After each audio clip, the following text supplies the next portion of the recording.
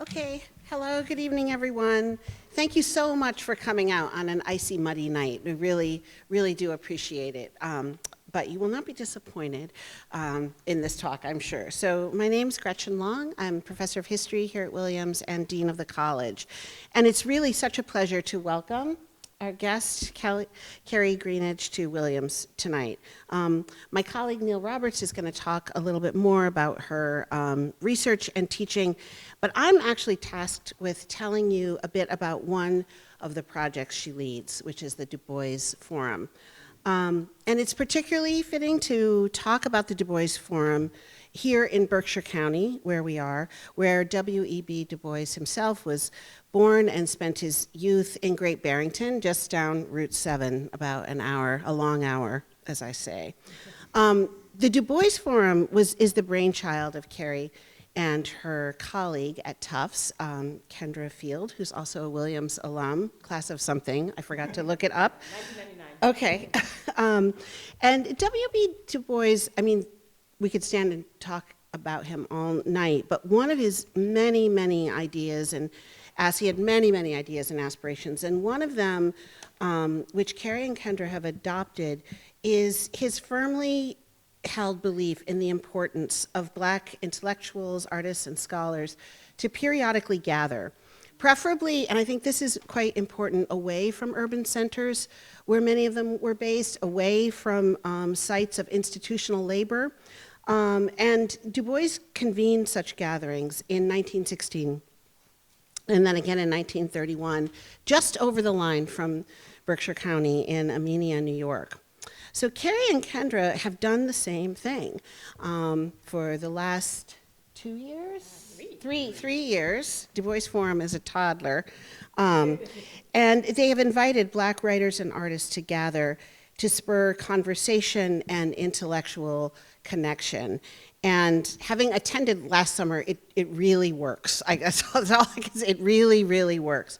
The forum serves as an incubator for scholarly and creative projects, a communal space for individual and collaborative ventures, and a meeting place for Black writers, scholars, and artists, following in Du Bois's footsteps quite literally, since he himself went to the same place where the Du Bois Forum was held last summer. Kerri and Kendra have created a forum to support Black thought, creative production, and social change. I'm really proud that Williams was able to support the forum last year, particularly since our college shares the Berkshire County roots with W.E.B. Du Bois. So that's one of the many projects that she leads, and she's going to talk about another one, but I'll hand it over to my colleague, Neil. Thank you very much, Dean Long, for your opening remarks. Good evening, everyone. Oh, no, I'll say that one more time. Good evening, everyone. All right, that's what I thought. My name is Neil Roberts, and I'm the Associate Dean of the faculty here at the college, where I'm also a scholar of Africana Studies, political theory, and the philosophy of religion. And it brings me great, and I'll say it again, great delight to introduce our featured speaker, Dr. Kerri Greenidge. Now, our imagined original date for this talk, we know after several correspondences, was to be sometime this past fall. Yet, after conversations on mutual schedules, it was ultimately, and I would say fortuitous, that we were able to convene today during Black History Month 2025.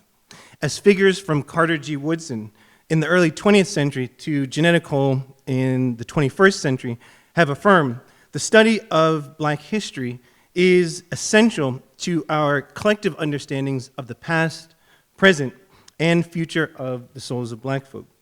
Black history is also human history for us all to learn, to discuss, and share with one another. And Kerri Greenidge is, in my estimation, a pioneer whose life and work in the area of African American intellectual history powerfully demonstrates the significance of these claims. Dr. Kerri Greenidge is Associate Professor in History and in the Department of Studies in Race, Colonialism, and Diaspora at Tufts University, where she also co-directs the African American Trail Project and Tufts Slavery, Colonialism, and their Legacies project. Greenidge is the author of many works, including Black Radical, The Life and Times of William Monroe Trotter in 2019. The book received many awards, including the Mark Lynton Prize in History, the Massachusetts Book Award, and the J. Anthony Lukas Award, the Sperber Award from Fordham University, and many others. Her most recent book, The Grimkes, The Legacy of Slavery in an American Family in 2022, was a finalist for the National Book Critics Circle Award, the Los Angeles Times Book Award, and and other awards as well. And The Grimkes was a finalist for, among those others, the 2023 MAAH Stone Book Award, and a finalist for the Harriet Tubman Award from the Schomburg Center Library. As a public historian, Greenidge serves on the Historians Council for the 10 Million Names Project, and she is currently the 2024-25 Frieda L. Miller Fellow at the Radcliffe Institute for Advanced Study at Harvard University. Her writings have appeared in numerous periodicals, including the Massachusetts Historical Review, the New York Times, Radical History Review, the New Yorker, the Atlantic, and the Guardian. And so we have a bit of a display here, and so I want to call all of your attention because some of these are items that we really encourage you to take before you leave today. And some of these are books by Dr. Greenidge and Greenidge's frequent collaborator, who Dean Long had mentioned, who is a Williams alum, Dr. Kendra Field, who also works at Tufts University and is co-director with Greenidge of both the 10 Million Names Project and the Du Bois Forum, which Dean Long had described. There are also available for you to take copies of a detailed pamphlet on the African American Trail Project led by Greenidge and Field, ordering information on 3 books, in addition to 2 that are on display, as well as additional information on the Du Bois Forum. So this evening, Dr. Greenidge will be presenting a talk entitled Black Biography and Public History, the 10 Million Names Project and Family Genealogy. And we're delighted at the college that this could be co-sponsored by the Williams President's Office, the Office of the Dean of the Faculty, the Office of the Dean of the College, and the Office of Institutional Diversity, Equity, and Inclusion. And we very much thank these offices for their support in helping to realize this lecture, and we thank all of you in attendance, members of the Williams community. There are students here, including from Mount Greylock Regional High School and the Williamstown community. And so you've heard enough of me, but hopefully you can please join me now in warmly welcoming our featured guest, Kerri Greenidge.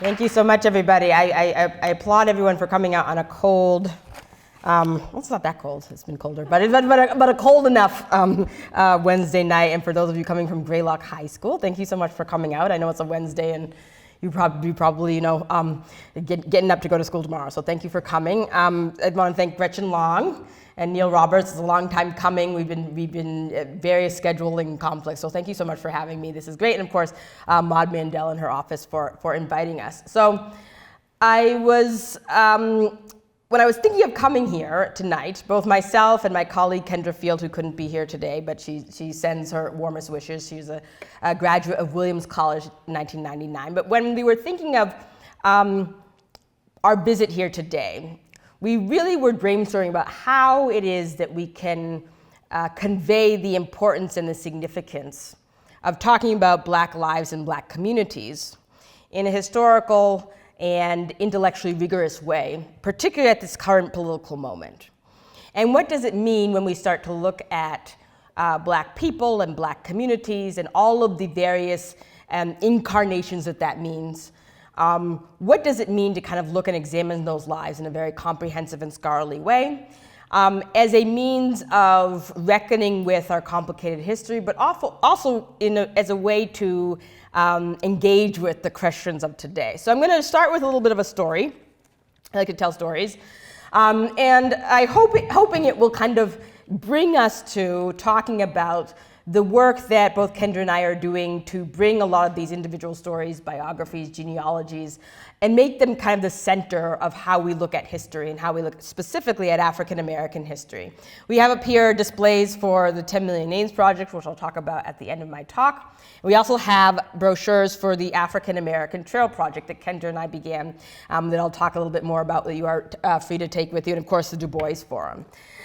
So I'll begin with a bit of a story. Won't be too long, I promise. Oh, there we go. In the fall of 1906, when she was 26 years old, this woman, Angelina Weld Grimke, arrived in Charleston, South Carolina for the first time. The occasion was the 40th anniversary of the Avery Institute, which was the first accredited secondary school for black people in Charleston. When she arrived, she remembered the words of her grandmother, Nancy Weston. Nancy Weston was not free until Union troops reclaimed Charleston in 1865, but she raised Angelina and Angelina's father and uncle. Her father's name was Archibald Grimke, her uncle's name was Francis Grimke. She raised them to believe in the exceptionalism of their community in which they lived. She said, quote, "The greatest blood of the South flows through your veins." She often told this to Angelina Grimke's father, Archibald, and his brothers when they lived on Cumming Street in Charleston and they were still enslaved. And by this, she meant not only the, quote, colored Westons, as she referred to them, she also meant the white Grimke family who claimed to own them. The colored Westons, she said, and Angelina remembered, helped found this Avery Institute in 1866. And now, 40 years later, Angelina's father and uncle returned to Charleston as the most famous Grimkes in the country to congratulate the Avery Institute's graduating class of newly minted colored teachers. So she arrives there. Here's a picture of it. That spring in 1906, as Angelina spent the days after Avery's graduation touring the city with her father and uncle, she couldn't help but reflect on everything that remained unsaid behind the celebratory parade organized in the Grimke brothers' honor and the congratulatory headlines. One of the most concerning things for Angelina was the fact that she saw little evidence of the white Grimkes, the source of that supposed great blood of the South, whose exceptionalism once sat on the South Carolina Supreme Court and in the Charleston mayor's office. The only public indication of the white Grimke's past accomplishments was a peeling sign for Grimke's haberdashery and loud whispers amongst a group of black women about the state of the old Grimke mansion on East Bay Street. By the time Angelina returned to her own home with Archie and Uncle Frank in Washington, D.C., she couldn't help but feel, quote, a sense of foreboding, end quote. She says, "There is a tale there to tell indeed. Alas, I will never decipher it, although it sweeps over me heavily. How I wish," she concluded, "I had a mother to tell me what I so urgently want to know." When Angelina took that trip to Charleston in 1906, the Grimke name was well known amongst members of W.E.B. Du Bois's talented 10th. Angelina's father, Archibald Grimke, there she is when she's young, he was a graduate of Harvard Law School and a successful attorney. By 1906, Archibald, called Archie, had served as consul to the Dominican Republic under Democratic President Grover Cleveland. He founded DC's prestigious American Negro Academy and the NAACP. Angelina's uncle was equally prestigious and famous. Uncle Frank, as he was called, was accomplished. He was a graduate of Princeton Theological Seminary and pastor of DC's exclusive 15th Street Presbyterian Church, the gathering spot for former black congressmen, real estate investors, university administrators, and many members of the black elite in DC. Her Aunt Lottie was equally well known. Granddaughter of America's wealthiest black abolitionist, she was the first black woman to graduate from a predominantly white college. She wrote for the Atlantic Monthly. And with her Grimke family pedigree, Angelina Weld Grimke, called Nana, was also on her way to greatness, despite years of adolescent conflict with her father, aunt, and uncle over her, quote, inappropriate relationships with women. As a graduate of the Boston Normal School and as a published writer whose poetry frequently appeared in the Colored American, the Boston Pilot, and Scribner's, Nana taught English at DC's prestigious Dunbar High School. She studied casually at Harvard University in the summer, and she spent vacations and holidays gallivanting around the Jersey Shore in Anacostia, Maryland, with her equally well-heeled friends, people like Roscoe Conkling Bruce, graduates of Harvard and Howard and Williams, and Maida Vaux Warwick Fuller, who became one of the esteemed black sculptress. Despite such pedigree, however, and this is where I think biography and genealogy and stories come in handy. Despite such pedigree, Nana Grimke remained privately haunted by the unanswered questions about her family past. Questions that lingered in that worn Grimke's haberdashery sign and that deteriorating East Bay Street mansion in Charleston. As she told her friend, Maida Fuller, soon after her return to DC, there is so much quote, "We do not know about the old slave times. And I fear that this will be our albatross. We are all lost in a way," she said, "as we wait for deliverance of the Negro race in our current era of rising fascisms and rising political unrest," end quote. So when I first started working on the Grimkes, Nana Grimke's words shaped my approach to understanding this family's long, complicated, and ultimately uncomfortable family story. In some ways, I saw connections between the Grimke family and the family of William Monroe Trotter, whose life I wrote about in my first book. Like many African Americans at the turn of the century, particularly the so-called colored elite in cities like DC, Philadelphia, and Boston, Nana Grimke was the granddaughter of both the enslaved and the enslaver. Yet she was also the grandniece of two of antebellum America's most famous white women reformers. Here's her grandmother, Nancy Weston, her uncle, her aunt and her father, and her great aunts. Sarah Grimke and Angelina Grimke, of course, as we probably all know, were two of 13 children born to one of the wealthiest and most politically influential slaveholding families in the South Carolina Lowcountry. During the 1830s, the sisters earned acclaim amongst New England's anti-slavery leaders for daring to speak publicly against the peculiar institution in which they'd been raised. In fact, Sarah's 1838 treatise, Letters on the Equality of the Sexes, became canonical texts in the anti-slavery and women's rights movements. In 1838, after nearly a year of touring the North, speaking on the duties of white women in public reform, Angelina Grimke became the first American-born woman to speak before a state government when she addressed the Massachusetts state legislature on the need for immediate emancipation and women's rights to political representation. After Angelina married the radical anti-slavery activist Theodore Dwight Weld, their sisters moved to rural New Jersey, where they raised Angelina's children, ran a series of reform-oriented and integrated schools for children of the abolitionist movement, and continued to host women's rights activists like Susan B. Anthony and Elizabeth Cady Stanton. Known as the first founders of women's rights, according to their first biographer, Gary Lerner, the Grimke sisters were lauded by their contemporaries for supposedly, quote, disavowing their birthright and sacrificing their wealth to support the cause of the slave. These are the facts that we know about the Grimkes. The accomplished black Grimke brothers, Archie and Frank, who led in Black America at the turn of the century, Archie's daughter, Nana, the brilliant poet-playwright, and the selfless and uncompromising women's rights activists Sarah and Angelina Grimke, whose lives have inspired one novel, numerous historical monographs, and seats of honor in national and local women's rights museums across the country. And yet, as Nana Grimke pointed out in 1906 after her visit to Charleston, there is more of a tale there than historians and the general public have previously acknowledged. And I argue that we can only get to the marrow of these stories through biography, genealogy, and engagement with public history. Public history has the beauty and the ability to talk about complicated historical themes, subjects, ideologies, theories, through the lens of actual black people and communities and themselves. These are a picture of Francis Grimke and his brother just 2 years after they escaped slavery in South Carolina. This is a picture of them with their brother, John Grimke, who we never hear about, another sort of clue into what stories and public history can tell us about a time period and a place. There is the question, so many questions surrounding the Grimke family. The first one is, how is it that the Grimke sisters claimed that they did not know that they had black nephews? When you look at the historical record and you read their papers, there are countless references to the fact that their brother Henry Grimke was a notoriously cruel and violent slaveholder. So how could it be that they would not know that the slave woman who he took to live in his in a cabin in one of his plantations could not possibly be the victim of sexual assault? The other question I had was about the Grimke brothers themselves. How do they treat the black women in their lives, despite Archie's support for women's suffrage and Frank's public reputation for supporting the National Association of Colored Women? Why did Frank Grimke's wife,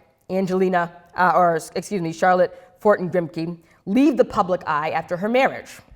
She herself was a brilliant scholar, artist, writer, And yet she listened to her husband when he said that it was unseemly for a man of his station to allow, quote unquote, his wife to perform in public. And so these are the types of questions that I believe biography and genealogy and public history can get at. They can ask the questions that often seem intangible and like we cannot reach them when we are reading sort of the polemics of historical theory or when we're reading historical archives merely on their own. So this is what has led me to work with Dr. Kendra Field and to engage with issues that force us and require us to take a broader view of what history actually means, how we can use local stories, how we can use the archive, how we can use genealogy, how we can use biography to get at kind of the marrow and the thickness and the heart of what Black history is always about. The Grimkes, The Legacy of Slavery in an American Family, explores lots of these complexities of what the scholar Saidiya Hartman calls slavery's afterlives by asking questions that are as important today as we reap the effects of late-stage capitalism and the failed promises of the civil rights era and the Obama era, as they were in the Grimke brothers' time. Some of these questions are, how does the racial and sexual violence of Southern slavery continue to affect families, communities, and the ways in which Black people communicate with and understand our Blackness? Another question, what was the real cost of birthing a postbellum, quote-unquote, colored elite from the rampant sexual exploitation of enslaved Black women by slaveholding white men? And finally, what does it mean that capitalist accumulation, supposed economic success, and professional achievement have never been enough to deliver us from America's racial abyss? My colleague Kendra Field and I use our scholarship and our leadership in 10 Million Names and the Du Bois Forum and the Trail Project to create a space where we honor, respect, research, and dissect these racial questions and ask more questions that these initial questions arise. It is our hope that an intellectually rigorous, archivally based, and community-based public history provides all of us better understanding of Black life so that we can better understand our current political moment. One of the things that Professor Field and I founded in 2017 was the African American Trail Project as a way to situate current day struggles for racial justice within their proper historical context. And I'll go into a little bit of that because it's relevant for the students in the room. In the wake of police murders of Black people in 2017, my first year teaching at Tufts, and the first election of Donald Trump, our students often asked us legitimate questions, many of which get to the questions that I just asked us in terms of public history, but also many that ask us even more. For instance, why are we here? What does it mean to be a Black student at a predominantly white institution in this moment? And how does my presence, many of them ask, support or diminish my involvement in the Black Lives Matter movement and in movements of struggle in which I want to engage? And so rather than have our students leave Tufts University and go out and embark on their way, Dr. Field and I partnered with public history organizations, many of which were headed by Black women, including the Royal House and Slave Quarters in Medford, the Robbins House in Concord, the Museum of African American History in Boston, and the Du Bois Freedom Center in Great Barrington. And our goal was to map sites of African American and African diaspora communities in Massachusetts so that our students could begin to discover and implant themselves in a context. They are not the first people to go through these experiences, even though it is their first time experiencing these issues. And they come from a rich and proud tradition of Black people rooting themselves in places where Black people are supposedly not supposed to be. The result was a paper map, which you are all welcome to take, as well as continuing partnerships with public history institutions like MAAH, like the New Bedford Whaling Museum, Revolutionary Spaces in Boston, the Moreland Spingarn Research Center at Howard University, and the Du Bois Freedom Center, as I said before, in Great Barrington. It was through the Freedom Center that Dr. Field and I joined Pulitzer Prize-winning historian David Levering Lewis in creating the Du Bois Forum, a gathering place, as Gretchen Long just stated, for scholars, writers, and artists engaged in the Du Boisian tradition. Like the politically and culturally dynamic Amenia conferences of 1916 and 1933, our Du Bois Forum serves as an incubator for scholarly and creative projects, a communal space for individual and collaborative adventures, and a meeting and resting place for writers, scholars, and artists engaged in this work, something that is surely needed at this moment when many of our intellectual production is under attack. This has led us, and I will leave this open for questions, to a monumental project that I think is going to change the ways in which we answer these questions, these marrow of these questions of Black existence, of American history, and of what the role of biography, genealogy, and Black stories have in telling our broader American story. And that is the 10 Million Name Project. The 10 Million Names Project is a project of American ancestors, which is currently the oldest American genealogical organization in the country. And it is the largest to date partnership between genealogists and historians that the country has ever tried to endeavor. And Kendra Field serves as head historian on this project. I am fortunate enough to be part of the Scholars Council. Here we all are. And really what this project is interested in doing is connecting the names of all, again, the names of all 10 million people of African descent enslaved on what becomes the United States between roughly the 1500s and 1865 with the passage of the 13th Amendment. It is an ambitious project, but it is a project that relies on historians. Here we are, Dr. Vincent Brown from Harvard, Henry Louis Gates Jr., of course, Thavolia Glimp, who is the first Black woman to head the American Historical Association, myself and Dr. Brandon Terry, and of course, Kendra Field. And what we're most interested in is using all the resources at our disposal to create a database of these names so that it is as easy for people to come at and answer these complicated questions by doing a search as it is for many people to research their family who came over on the Mayflower. Our hope through the supports of people like Justice Ketanji Brown Jackson, Maddie McFadden Lawson, Richard Cellini, Will York, and Paula Madison from the National Association of Black Journalists, our hope is that by uncovering these stories and by restoring them to their proper place and by relying on communities and churches and family attics and basements, that we are able to uncover and to put and to get at kind of the meat of these stories of Blackness in the United States. I will close with a quote by Nell Irvin Painter, in which she talks about, I think, the significance of biography and genealogy in history, and then I'll open it up for questions. She says, quote, "Beyond even the most finely tuned categories lies something exceeding race, class, and gender, individual subjectivity.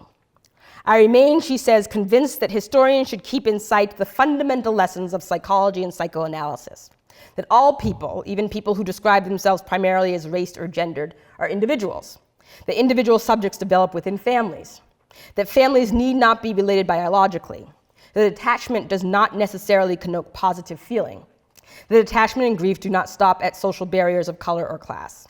Families at every economic level inculcate the finest and basis of values." Thank you, and I will open it up to questions.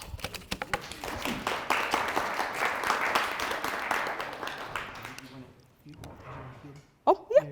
I think you probably realized already why we invited Dr. Greenidge, and so much was said, and we have even some of these documents here, but we really actually have ample time for questions, and so Yes. I want to direct them. Yeah, and students as well, so everyone. Yes, questions. Can you give a little bit more detail on how this project is going to work? Like, what are the mechanics of this project? 10 million names. So I'm glad you asked. There's a bunch of stuff up here in the website as well. How it works is that working with AAHGS, which is the Association of African American Genealogists, one of the things that Kendra says often, and her next book is going to be a brilliant exploration of this, is that African American communities have been doing genealogy since time immemorial. And so one of the things that the American Ancestors is partnering with are those genealogical societies. AAHGS is one of them. It's the oldest African American genealogical society in the country, to get the names as much as we possibly can, over 10 million of them, so that they can be in a database, so that people can search those names, and so people can actually do kind of discover the long varied history of enslaved people and people of African descent in the United States. At this point, we have, when we started the project about 2 years ago, the feeling was that we would get to about 3 million names pretty quickly, and then it would plateau, and it has happened. We have about 4 million names currently, and it has plateaued, but names are coming in all the time. And where are we getting them? We're getting them from genealogical societies, say in Petersburg, Virginia. We're getting them from churches and historical societies. We're getting them from somebody had a family reunion, and the family reunion had papers that have the family history and genealogical stuff on the back. When you give to 10 million names, they do not keep your material, and it is a free resource, so it is free for people to access. You don't have to pay a fee to go in. You go in and you can start searching. And one of the amazing things about the project is that, for those of us who do family history, it is often hard to research enslaved people before a certain place or time, or it becomes much more difficult, right?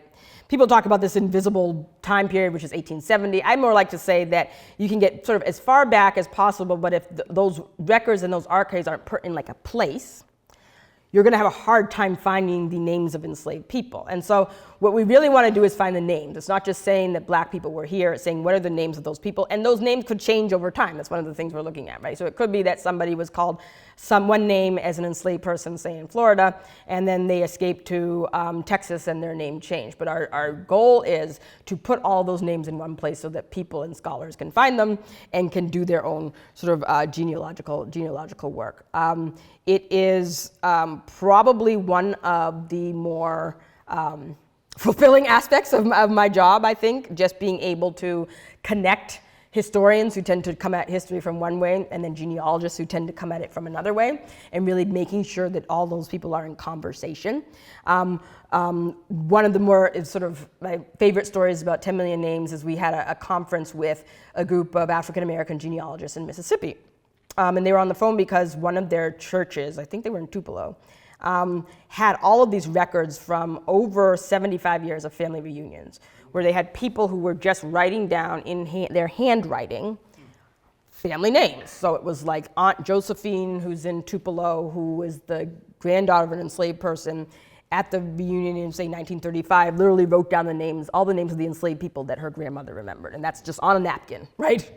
And so, but that's a resource, right? And so getting them to see the value of putting that in a database. So we had this whole Zoom call, and we're talking, and it was a great conversation. And then our genealogist at American Ancestors, who I love a lot, but she's not a historian. So she said, well, I did a research on the family. So she did their whole genealogical history for free, this family. And she did it all. And she said, I saw that one of your ancestors in 1865 purchased 120 acres of land outside of Tupelo as a formerly enslaved person. And this genealogist said, but I'm confused because they bought it on a Monday, and by Friday they sold it, and then they disappear from the record. And what was valuable about that conversation was all the black people on the call who were not historians, and then all the historians on the call could deduct or think about what might have happened. Anyone know what might have happened? Why would somebody purchase 100 acres of land in Tupelo, Mississippi, a formerly enslaved black person in 1865 on a Monday, and then by Friday they sell it and they pick up and they leave? We later found them in the record. They ended up in Chicago, but why would they do that? That's forced to sell it. What do you say? They were forced to sell it. Yep. Mm-hmm. Had to get out of town. Get out of town. And we have the wonderful historian Tavolia Glimp. She went and she looked and she said, well, in Tupelo, right in that week, 6 race riots, where white people went and systematically shot down black people in this very area, right? And so we can probably deduce, we don't know for sure, but we can probably deduce that this man had worked very hard. He had 6 sons, survived slavery. He sees the writing on the wall. He buys something on a Monday, these race riots, and it's in the newspapers. And by Friday, he gets on a train and he's gone, right? That's the beauty of marrying genealogists and historians together, right? And somebody, for those of you who are students, can do a beautiful, wonderful study, historical examination of that type of story, right? Which I think tells us a lot about land ownership, reparative justice, the role of the state in racial violence, black people themselves, how they reinvent and pick up and move, and recreate themselves. It turned out this ancestor ended up become a restaurant owner in Chicago, pretty successful one in the 1870s, but changed his name. So if you went through, you would not be able to find him by that name when you got there, and he changed all the kids' names too. And so I point that out to say that if you're looking at biography, genealogy, the power of that is to tell those types of stories, and tell those type of stories at a time when people are arguing about like what history is. And I don't want to learn this because it's bad, or this is DEI. But if you're talking about people and communities, and you're talking about what's actually happening to people and communities and families, and all the ugliness of it, all the beauty of it, right? You start to get beyond these conversations that I think have even people on the right side kind of stuck, right? Which is that we're not accounting for the nuances and the humanities and the ugliness and the beauty and the shapes and the shifting and the difficult stories and the beautiful stories that occur just in communities. And what does that actually tell us about the politics and the potentials and the possibilities of a people? Yes. Go ahead. Mine is a little bit of a follow-up on like what the database looks like and can do. And I think I can hear what you're saying, that this is true.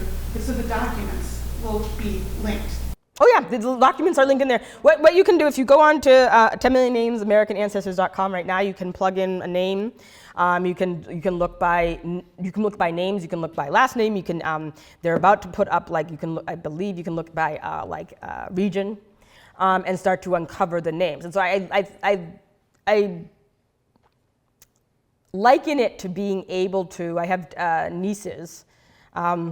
2 teenage nieces and a 5-year-old niece. So in 10 years from now, if they got really into family history and wanted to type in part of our family history, could they find beyond my grandfather's generation? They could, it's very hard to do. But can they go all the way back, potentially, in the next 10 years and figure out who was the first person who was my grandfather's line in the country, going way back to enslavement and before enslavement? Could they actually find that person's name? And 10 Million Names is making it so that you can find that person's name. It's all about creating a database so that those are in one place. And again, we're interested in the names, right? And one of the things, Paula Madison, where is she? Who's one of the founders of the National Association of Black Journalists,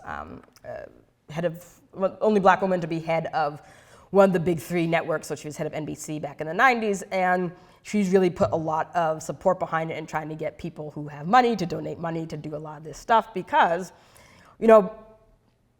when people try to say that this history doesn't exist, or that it doesn't matter, or that people don't need to study it, when you have actually the records of it and it is accessible to your average person, that changes the game, right?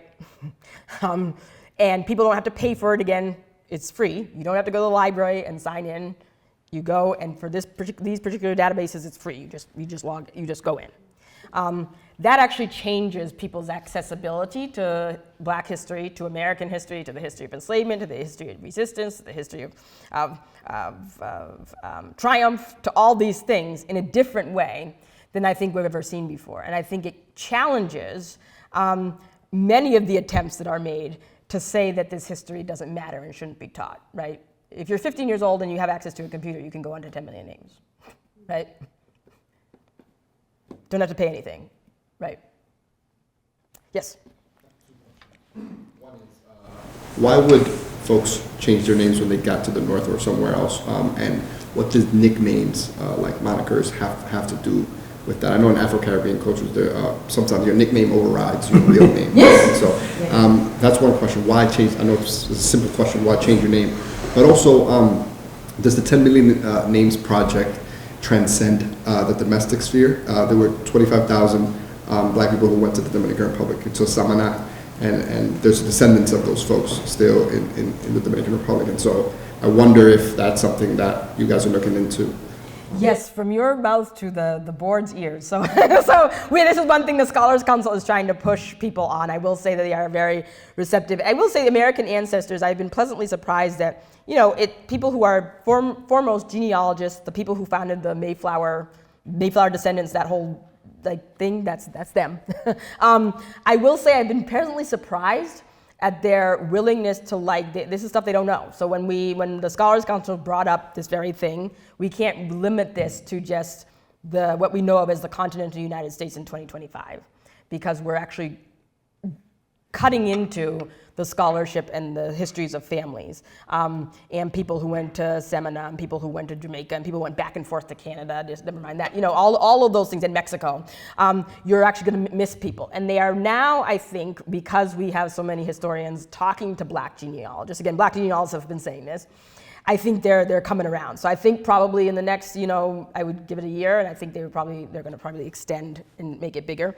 But I think that's one of the beauties of this project is that, historians learning from genealogists, genealogists learning from historians, where I don't think really there has been in most cases, there's been kind of a real conversation about what is the method and why would you why if you're researching a Black family in Kentucky, would you need to look to Haiti, right? You have to, right? Because we know that there's a whole group of Black people from Kentucky who went to Haiti in 1820s, and some of them came back. So if you're a descendant of one of those people, some of your records might be in Haiti, and some of them might be in Kentucky, right? And so to say your 10 million names and not provide people access to Haiti is just, you're going to come up to another brick wall. So I think from the Scholars Council's mouths and your mouth to their ears, but I think they're coming around. And then why would people change their names? I think one of the things that we're working with some of the people who are programming the algorithm, and I don't know, I asked Kendra this and she didn't know either, but I believe that they are getting somebody who is creating a way that you can search nicknames. So you can, if you know someone's name, somebody was called, my uncle, for instance, was called Baby. That was not his name. His name was Nathaniel, but he was the youngest son, so everyone called him Baby. And sometimes he signed his name Baby, and sometimes he signed it Nathaniel. And so if you're just looking, you might not know that's the same person. So how can you look at a record and know, oh my goodness, this must be connected? They're creating one of the beauties with algorithms and stuff, and I'm a historian, I have no idea how this stuff works. So, but they're trying to create a way that you can search for both simultaneously, right? Yes. In 2025, what types of materials would you encourage families to start saving? Mm-hmm. Everything, but I would also suggest this, when you're talking to older people, recording stuff. Even if you can't write it down, and younger people, my niece is 17, she's about to go to college in the fall, and she kind of rolled her eyes at me during Thanksgiving because I said, for the first time in many years, we had everybody's side had people from elders who were all over the age of 70. So my brother-in-law is from Italy, his great aunt, who's 93, came from Italy and came over. My mother's side of the family from Virginia. My father's side of the family is from Barbados. They were all in there. And I was like, I'm cooking, but I need somebody to just go and listen to them talk and just tape it, right? Because they're all having these very brilliant conversations about fascism. And my brother-in-law's great aunt was a baby during Mussolini, so she has all these references to what fascism is, she remembers it, right? It's kind of visceral memory, and anti-colonialism. So go and just listen to them and just ask. You don't have to be a hard question. Just ask them questions. And so I think that's for younger people especially. You kind of get stuff from people if you're just talking to people about stuff. But then for 10 million names, we've taken some of the best stuff we've gotten, ironically, are from people you wouldn't think would give material. So we had one man who's in California. He passed away in 2023. His grown children went to clean out his house, and they found shoe boxes, about 100 of them, that are just filled with their family history from when they moved from Tennessee to Oklahoma and Oklahoma to California. He just had them in shoe boxes.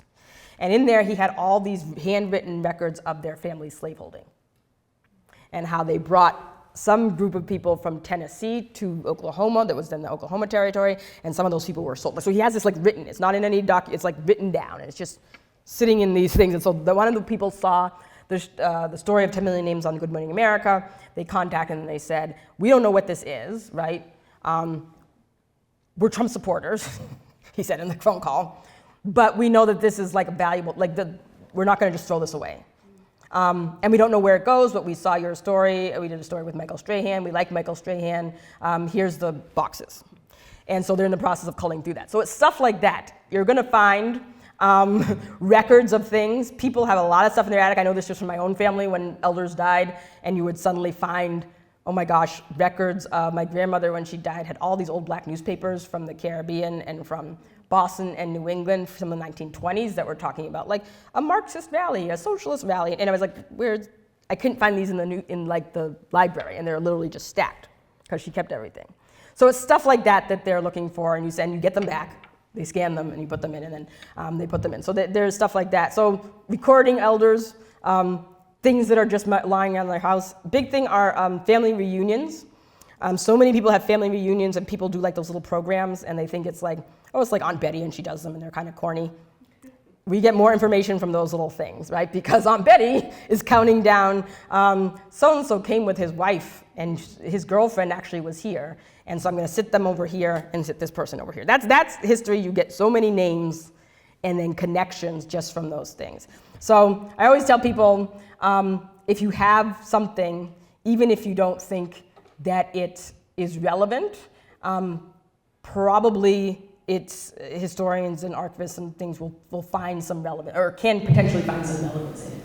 But there's a time frame. There's no time frame. So like, because I'm hearing it's, like the enslaved people, you know what I mean? So like if somebody has records from the 20s or 40s and it doesn't directly reference enslavement? It could. So one of the things, that's a good question. One of the things we found is that we have people who send us stuff that's like from the 1920s. And say, like, I don't know what this is, but I saw your thing and I want to give it in. And often what you find are little teeny clues. And I found this in my own research. The newspaper articles or the letter that somebody writes in 1925 that just in a sideline mentions, oh, by the way, the Grimkes sister's brother was a real jerk and he used to beat his slave. Okay, I'll see you on Saturday. Throwaway lines like that, they're invaluable. It's written in 1925. And it might seem like it's in the whole letter they're talking about something different, but those are clues into the past. So I wouldn't say that there's a time limit. Definitely stuff from that period, but again, you're culling through the information. We had a woman in Brooklyn who sent us her family's 100th reunion from 1920. So she came from a very old free black community in Brooklyn going back to like the 1830s. And she died in this huge brownstone, and her descendants sent in all this stuff, and it's all in 1920. And we had actually a group of high school students who volunteered to help, and they were like, oh, this is 1920, why are we going through this? And they found, again, list of names. So-and-so's neighbor in Brooklyn in 1830 was this family, and they stayed in touch and they intermarried, and this is the year I think they got married, and these are their names of their children, and this is the name of the person who lived next door, and this is the person who they brought the property from, right? Those are names. And then you put them in there, and you end up, those are valuable clues into the past. Yes? Yeah, just real quick, just to kind of add on to Renee's question. So I'm also curious if there's any collaboration with historians in continental Africa, because when you think about the history of Liberia and Sierra Leone and their communities that were like formerly enslaved in places like, Virginia or Maryland that like went to settle in places like Monrovia, and I believe Pharrell actually had some family members that like Pharrell, who's from Virginia, but had family members that went back to like modern day Liberia. So I was wondering if there's any like collaboration with folks in maybe Sierra Leone or Liberia, or even Ghana or Nigeria, where those communities, Sierra Leone Creoles, went into those communities to like, so.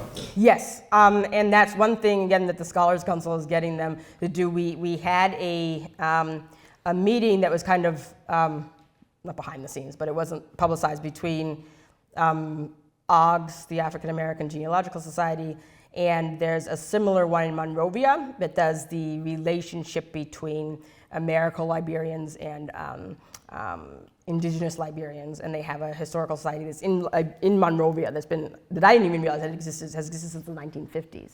And so getting the genealogists on both sides to kind of collaborate and to start that process. But I always point out this project is not gonna it's not gonna be done like in 2 years. I imagine this is gonna go on for 30, 40 years.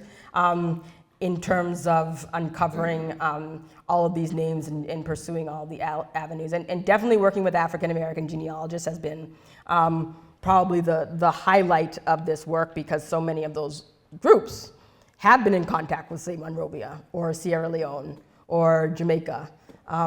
And they've just had their little organization and they aren't getting paid and they're doing all this brilliant work, but they're in like a school church, a school gym in Altadena. So thankfully she was able to save a lot of this stuff during the fires, but she just ran like a genealogical society in Altadena of all these older black ladies who would go and call all this stuff together, and the fires hit and she would manage to save all of that and put some of it on a drive. But is that type of stuff that's invaluable and that people have. People often don't realize that the stuff that you have just in your own family.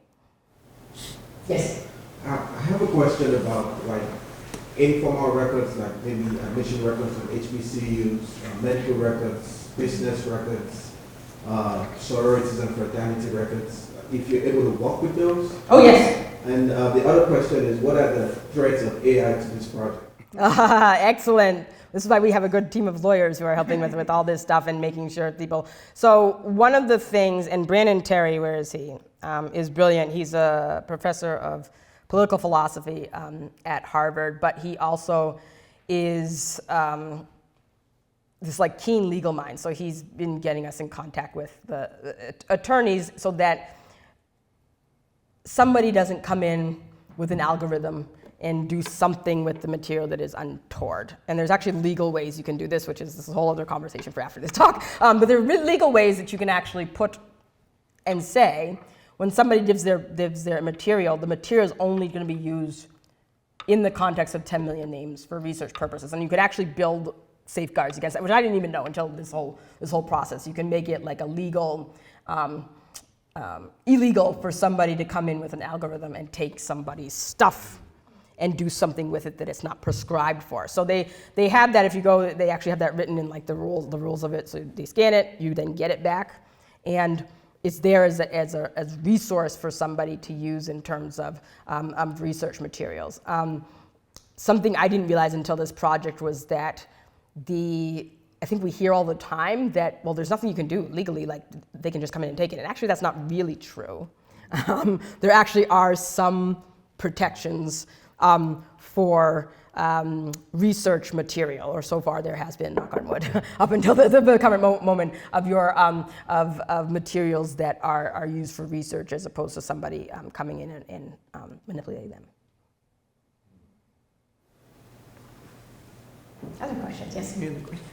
So this has been wonderful, and so I took two interrelated questions. One, since we do have students here, some in high school, in the midst of their kind of AP U.S. history class, yes, and then there's Williams students. So in terms of takeaways from the talk and now, are there recommendations that you have for them in terms of their studies, in terms of what they're doing through their studies that they may be able to kind of draw upon from the work that you've presented today? And that's the first. And the second is actually why it's interrelated is the African American Trail Project. That was one thing that was discussed, but if you may kind of say a little bit more of some facet of that project, that would be. Yeah, I always tell younger people, so I was one of those students who did not like history in high school, but I loved history when I was, my grandfather, who would put, he was a World War II veteran, he was from Petersburg, Virginia, did not have beyond a high school education, but read everything. Like Black Studies was like his thing. So he read like, Frantz Fanon, he read J.A. Rogers, and he read all these things. And he was very big on Black history, so he would put us in the car and just drive up Route 2, often right up here when it was very different in the early 80s, and drive us out and say, this is where so-and-so Black person lived. This is where Black history is in this place. So I think, I use that to say that I think if you're a younger person, it can often feel like this is intangible and sort of distant from where you are. But history is in places, one of the questions you can start to ask is, why does where you live look the way that it does, right? It isn't just by happenstance, it has a look and a feel for a certain reason. And start to do just local history stuff, like what happened, how did your community react on 9/11, right? I did work, Ken and I did work with Everett Public Schools outside of Boston. And we had the students just choose a day in the early 2000s, and they were just gonna do like a research on that day. And like what was happening on your block? Like if you lived in Everett, outside of one of the squares there in like 2002, in the one-year anniversary of 9/11, what was actually happening. And the stories students came up with by going into the archive and looking at the newspapers. They found out there was a whole protest movement surrounding some of the stuff that was happening in Haiti in 2002. And so that the Haitian population in Everett and Cambridge and Boston staged all of these protests that they got out of the newspapers. And they ended up finding that one of the a Haitian intellectual who had been forced to leave Haiti under the Dessalines regime in the 80s. I'm getting the name wrong. But anyway, he was forced to leave. He came to Boston, he raised his children, he went back to try to rebuild the university, and he lived in Everett. And so they were able to go, their teacher then took them, their project now is to go and research that. So that's a history, right? That's actually amazing stuff that's just in your, and that's just from going back 20 years or whatever. I'm old, but 25 years or whatever. And going back and saying what was happening on this day. So for younger people, I think stuff like that is really fascinating. And that is historical thinking and historical research. I always say start with your own family. Kendra teaches a wonderful course at Tufts called Family Histories, where students basically do their own family history. And you can choose whether it's somebody you're related to biologically. It can be someone who's your kin. It can be your, the neighbor who picked you up after school every day. And you do kind of their family history, and the stories and the histories that students come up with are phenomenal. We have one student. The brilliant part about that course is that the black students and the Jewish students often have the hardest time. They hit a wall. So if there are Jewish young students whose relatives were in Europe, they reach a wall, say in the 30s. And how do you research before that? African American people, often it's 1870. If their families were enslaved, how do you find those resources? And the way she gets, and sorry she's not here to do it, but the way she gets students to figure out these amazing stories about, what did it mean to be a Jewish immigrant from Eastern Europe who went to Ohio instead of New York in 1933? And your whole family is gone. And then you move to Canada, and then you end up moving to Medford, and then your great-granddaughter ended up going to Tufts. That's a whole thread of story that you can actually talk on politics. You can talk about colonialism. You can talk about the history of mental illness in a family. You can talk about police brutality. You can talk about all these things that are big things, but you're talking about actual real people and the effects it has on their lives. And then the other thing, the Trail Project, really when we started it was really for our students, and students who were, they were rightfully feeling, or black and brown students were saying, why am I in this place? I feel like I'm the first black person ever to go to Tufts. Not true, right? We know first black student goes in the 1860s. But it's very isolating, right? As I'm sure that some students can feel. And this overwhelming sense that you're the first. And one of the things that Kendra and I tried to do was we can't really assuage your fear for existential dread of the rest of the world. What we can say is that you are here and these are the footsteps you've stepped into, and then you can do with that what you will. So really what we started with doing was have students trace the local history by using the work of a beloved professor at Tufts named Gerald Gill, who actually did for his own students in the 90s something called the Tufts Freedom Trail, where he just traced all the black students on Tufts campus, both the Medford campus and the medical school campus, where they lived and what their lives and what happened to them. And then we took it further. We did Medford and Cambridge, and then we did it further. I taught a class where students went, and their assignment was to find all of the black people and where they lived in 5 towns, including Boston, beginning in 1790. Literally all they did was that each federal sentence, who were the black people, where they live, and what were their names. And just create it, this was before 10 million, and kind of create this database so we see actually, what did black Boston actually mean? Or black Medford, right? It's kind of abstract unless you actually see it, right? And where people lived and how far they had to go to work. And so the Trail Project really is something that it has, at the moment, over 275 sites. The beauty of the project is that when we started, we really wanted to do 2 things. Number one, not erase the indigenous communities that have existed and coexisted alongside black communities. So really focus and talk about these sites of black memory that are sites of indigeneity in the state of Massachusetts. That's a whole conversation about how the 2 communities in Massachusetts have always been intertwined, intermarried, kinships with one another. And so when you're talking about a black site, quote unquote, in Great Barrington, you're talking about an indigenous site automatically, right? Because of just the way that community was made up. So that was our first goal. And the second goal was really to make it so that people didn't get the sense that this is the end of the map. Really that people could continue to add. We initially had a website where people could come in and they could sign up and add to the sites that they knew of in their community. So people would call in and say, I grew up in North Adams and in the 1950s, and I remember that there was a Black Panther club in the store downtown. And I had the newspaper articles, but you don't have that on your map. And so it would say, great, we're going to put that on our map and find out as much as we can and put it on the map. So that was really our two main goals of the thing. Because we did not have the funding to keep on doing the digital map, thankfully we just got some more funding so we can get back to that. We wanted to make sure we had a paper one so that when people said, what is this thing? They could have it. And many people like to use it. So one of the things we like to use it for when we go to schools and stuff is that younger people, littler kids, right, really like to be able to say, oh my gosh, that's where I live in, like, Charlestown. And oh my gosh, look right there, it's not just a Black church, it's the site of where a famous jazz club where Malcolm X went is, right? And so I think we underestimated the power of like a paper map, but our goal really is to say, this isn't like the end goal, we're printing out more that will have more of the sites, and we constantly update it as much as we can keep up with people who call in and say, you should put this on there. I live in this section of Massachusetts. You should put this on this street as opposed to that one. And so we really want it to be a community kind of record of the Black community. Any questions?